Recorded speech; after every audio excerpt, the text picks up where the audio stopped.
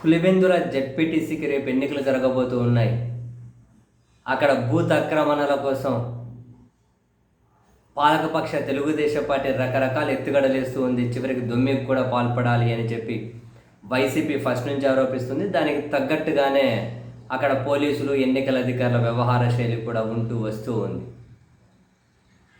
ఏకంగా నల్లపురెడ్డిపల్లికి సంబంధించిన ఓటర్లనేమో ఎర్రబెల్లిలో ఓటేయమని, ఎర్రబెల్లిలో ఉన్న వాళ్ళనేమో నల్లపురెడ్డిపల్లిలో ఓటేయమని, ఇదంతా కూడా అదేదో అంటారే, ఎదుటి వాళ్ళ బలాన్ని తగ్గించాలంటే వాళ్ళని ఓట్లకు రానియకుండా చేయాలి, భయభ్రాంతులకు గురి చేయాలి.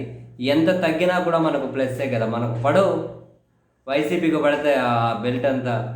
అందుకని ఇప్పుడు నల్లపురెడ్డిపల్లి వాళ్ళందరినీ ఎర్రబెల్లికి వెళ్ళి ఏమని చెప్పారనుకోండి, చాలామంది ముసలామతకు అందరం మేము పోతాం లేని సైలెంట్ ఉండిపోతారు.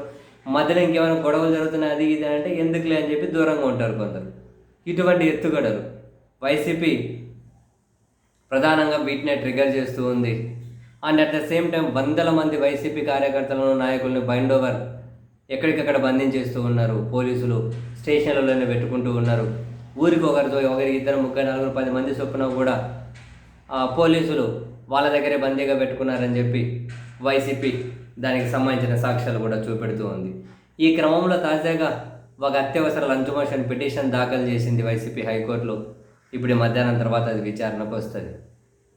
అయితే బూతులు ఇప్పుడు మార్చారు.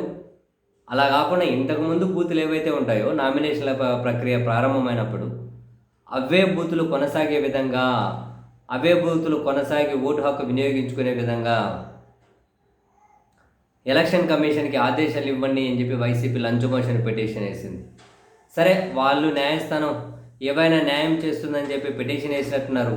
బట్ మనం మన వైపు, మన కోణంలో నుంచి కనుక చూస్తే ఇప్పుడు ఈ పిటిషన్లలో హైకోర్టు జోక్యం చేసుకుంటుందని చెప్పి నాకైతే ఎందుకు అనిపిస్తలేదు.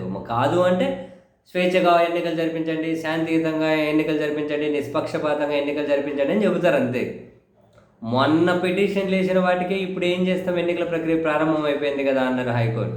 ఇంకా రేపు ఎన్నికలు పెట్టుకొని ఈరోజు పిటిషన్ వేసి దాన్ని పరిష్కరించి మళ్ళీ పోలింగ్ బూత్లు యథావిధిగా ఎక్కడ ఏది ఉంటే దాన్నే కంటిన్యూ చేయండి అనేటట్లయితే అంత తీర్పులు వస్తాయా ఏమో. మరి వస్తే సంతోషమే, ఫెయిర్గా ఎన్నికలు జరుగుతాయంటే ఎవరికైనా హ్యాపీనే కదా. ఇప్పుడు చివరి నిమిషంలో హైకోర్టు జోక్యం చేసుకుంటుందంటారా ఏమో. వైసీపీ నమ్మి పిటిషన్ వేశారు, హైకోర్టు నుంచి ఎలాంటి ఆర్డర్స్ వస్తాయో తెలియదు. ఇప్పుడు పిటిషన్ వేస్తే నోటీసులు ఇవ్వాలి, ఇమ్మీడియట్గా లంచ్ మోషన్ కలెక్టర్ని అడుగుతారు, ఎన్నికల కమిషన్ అడుగుతారు. ఆల్రెడీ మొత్తం అంతా రెడీ అయిపోయింది, రేపటి నుంచి పొద్దున పోలింగే ఉంది, ఇప్పుడు మార్పు చేర్పులు చేయలేమని వాళ్ళు చెబితే మరి ఇప్పుడు ఇంకా రేపు పొద్దున ఎన్నికలు పెట్టుకొని ఇప్పుడే ఆడ మార్పు చేర్పులు చేస్తామని చెప్పి హైకోర్టు అంటదేమో. వైసీపీ అయితే ఏ నమ్మకంతో అయితే పిటిషన్ వేసింది, చూద్దాం ఎలాంటి ఆర్డర్స్ వస్తాయో.